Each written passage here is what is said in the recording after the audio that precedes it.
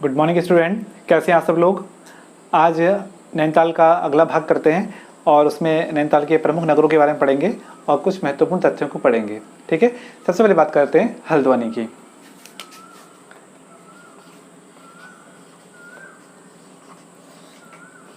हल्द्वानी, ठीक, हल्द्वानी उत्तराखंड के बड़े नगरों में से एक है हल्द्वानी।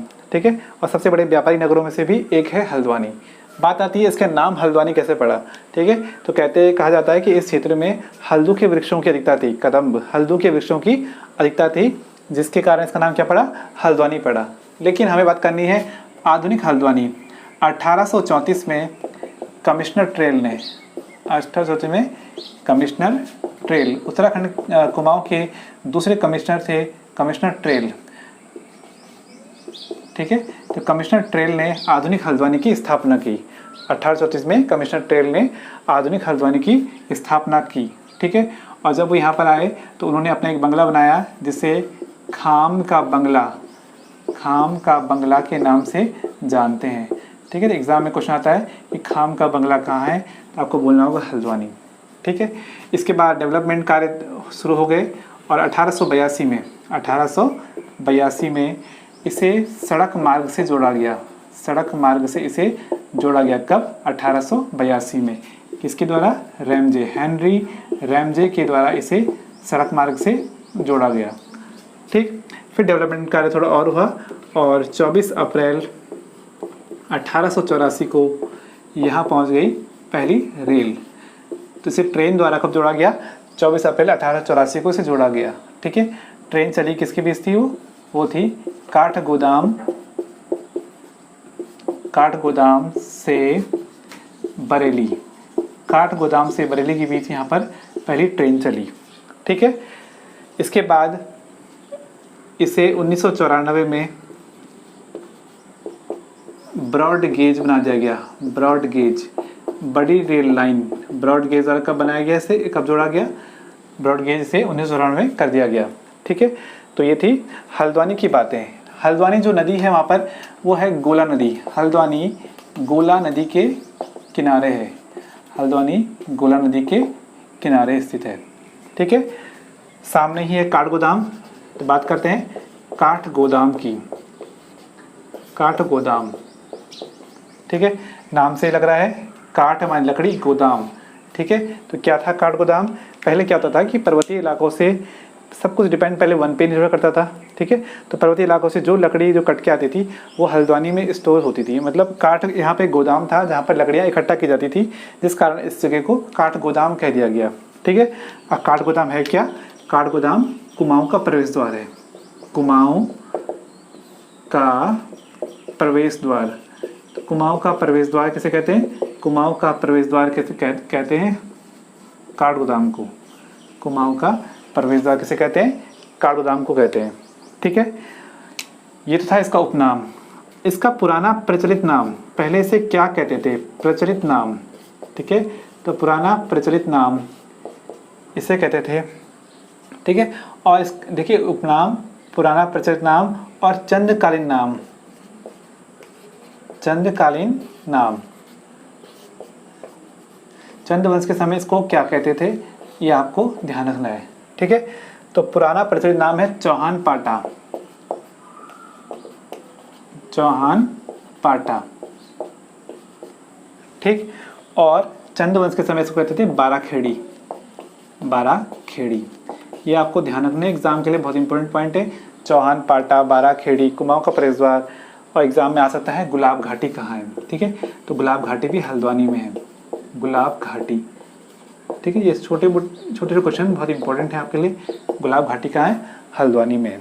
ठीक है, तो इसको आप ध्यान रखेंगे। बहुत संक्षिप्त में मैंने आपको ये जानकारी दे दी है, एग्जाम में सारे क्वेश्चन इंपॉर्टेंट है। ये थे, गोला नदी के किनारे हल्द्वानी है, कमिश्नर ट्रेल ने बताया, खाम का बंगला कहाँ है, सड़क मार्ग से जोड़ा गया। ठीक है, इसे आप नोट कर लेंगे। चलिए बात करते हैं हल्द्वानी में अन्य महत्वपूर्ण तथ्य। ठीक, सबसे पहले इसके पास ही है शीतला माता मंदिर। शीतला माता मंदिर, शीतला माता मंदिर कहाँ है, तो एग्जाम में आएगा तो आपको लिखना है हल्द्वानी में। ठीक है। इसे चेचक इत्यादि रोगों की देवी कहा जाता है। तो शीतला माता मंदिर कहाँ है? हल्द्वानी में है। इसके बाद यहाँ पर काली चौड़ मंदिर, काली चौड़ मंदिर कहाँ है? तो ये भी हल्द्वानी के पास स्थित है, काली चौड़ मंदिर, ठीक है। इसके बाद यहाँ पर जो गोला पार्क है, गोला पार्क हल्द्वानी को 2016 में देश का पहला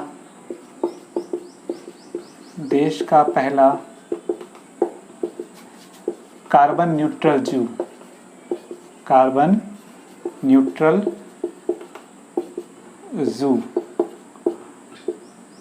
बना, ठीक है, घोषित किया गया, ठीक है। तो गोला पार्क 2016 में देश का पहला कार्बन न्यूट्रल जू बना, ठीक है। इसके बाद हल्द्वानी में और प्रमुख तथ्य क्या क्या स्थित हैं देखिए, ठीक। राज्य का प्रथम दुग्ध संघ, राज्य का प्रथम दुग्ध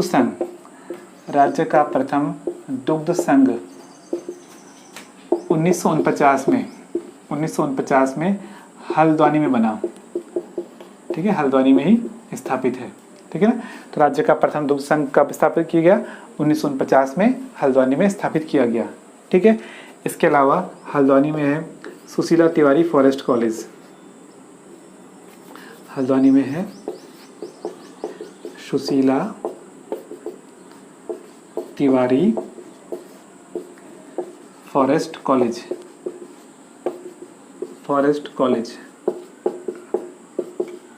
ठीक है। इसके अलावा हल्द्वानी में है उच्च शिक्षा निदेशालय,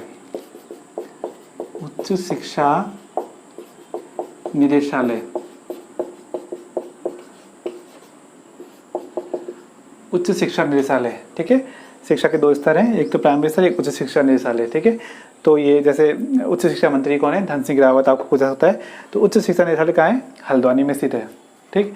इसके अलावा उत्तराखंड मुक्त विश्वविद्यालय, तो उत्तराखंड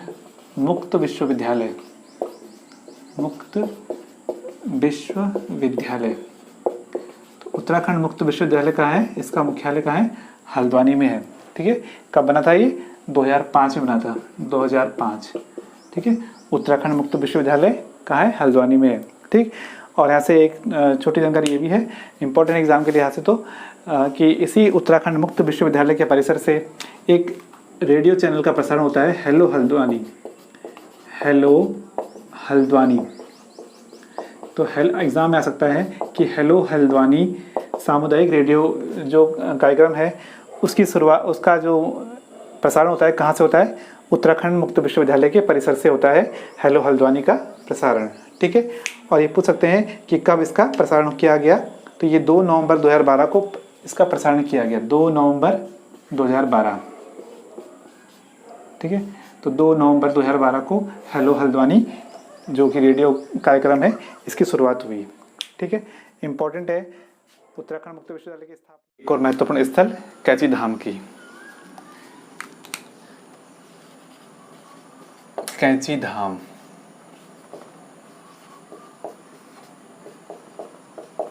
ठीक है। कैची धाम आप नैनीताल जाएंगे तो आपको भवाली अल्मोड़ा राष्ट्रीय राजमार्ग पर आपको कैची धाम मिलेगा, ठीक। और यहाँ पर है नीम करौली बाबा का आश्रम, नीम करौली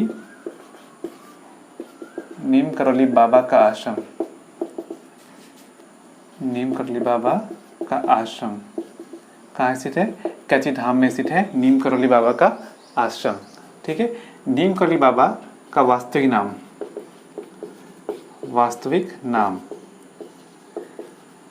इनका वास्तविक नाम लक्ष्मी नारायण शर्मा था, लक्ष्मी नारायण शर्मा। एग्जाम के लिए काफ़ी इंपॉर्टेंट है, ठीक है। वास्तविक नाम लक्ष्मी नारायण शर्मा, लेकिन इनके उपनाम क्या कहकर भक्तगण पुकारते थे इनको? इनके उपनाम थे हनुमान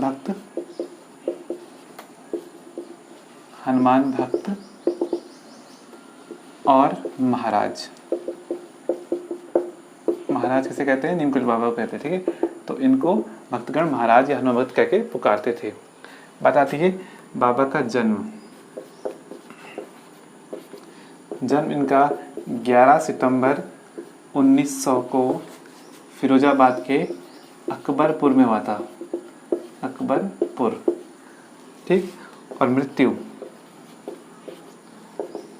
हुई थी 11 सितंबर 1973 को वृंदावन में।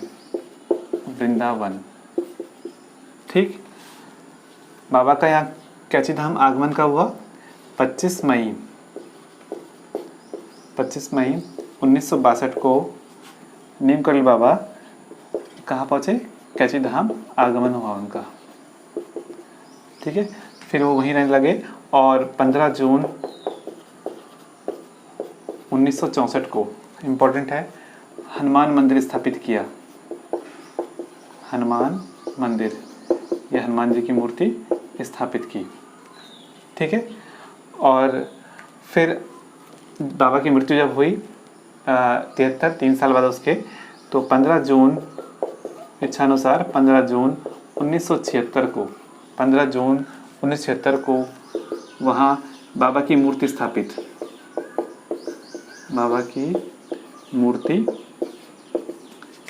हुई। ठीक है, तो 15 जून 1976 को क्या बाबा की वहाँ मूर्ति स्थापित हुई। अब 15 जून को ही वहाँ पर क्या होता है? विशाल भंडारे का आयोजन होता है। विशाल भंडारे का आयोजन, ठीक है, तो भक्तगण उस दिन यहाँ पहुँचते हैं। विशाल भंडारे का आयोजन होता है 15 जून को। एग्जाम में क्वेश्चन आता है ये क्वेश्चन, ठीक, इम्पोर्टेंट भी है। ठीक है, तो यहाँ पर 15 जून को देश विदेश से लोग आते हैं। ठीक है, और नीमकंठ बाबा को मैंने बताया था आपको कि इसको काफ़ी ख्याति प्राप्त है आश्रम को। यहाँ पर फेसबुक के संस्थापक Zuckerberg, Steve jobs, Apple company के CEO और अभिनेत्री जूलिया रॉबर्ट्स यहाँ आई और उन्होंने आश्रम की महत्ता को स्वीकार किया और देश विदेश में बताया कि इसी आश्रम की वजह से उनको आज उपलब्धियाँ हासिल हुई है। ठीक, आप लोग भी जब भी नैनीताल जाएं कैची धाम ज़रूर जाएं। ठीक है, चलिए, बहुत इंपॉर्टेंट पॉइंट है। और एक और पॉइंट छूट गया है, कैची धाम के पास कौन सी नदी बहती है? ठीक है, एक मोड़ है तीव्र मोड़, उसके तीव्र मोड़ के कारण इसको कैची बोलते हैं। ठीक है, तो कैची धाम किस नदी के किनारे है आ सकता है? तो यहाँ पर नदी बहती है क्षिप्रा नदी, छोटी नदी है क्षिप्रा। ठीक है, तो क्षिप्रा नदी के किनारे क्या है? कैची धाम है। चलिए, ठीक, सारे पॉइंट एग्जाम की वजह से ही मैंने लिखा है। ये एग्जाम के पॉइंट से बहुत इंपॉर्टेंट है, आप लोग इनको नोट्स बनाएं और इनको पढ़ें। ठीक है, चलिए, आज के लिए इसमें इतना ही। ठीक, कैसा लगा आपको आज का वीडियो? अब नैनीताल का एक और भाग रह गया है, उसको हम अगले भाग में जल्द ही देखेंगे। ठीक, आपने कमेंट और लाइक और शेयर हमें दें। आज के लिए इसमें इतना ही। चलिए।